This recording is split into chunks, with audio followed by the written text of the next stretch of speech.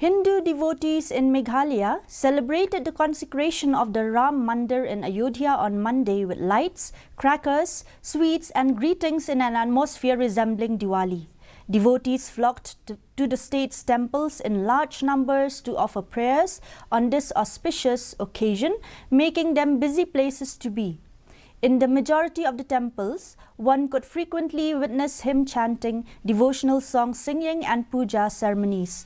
The celebrations continued in the evening as lights and crackers added more color to the festive spirit.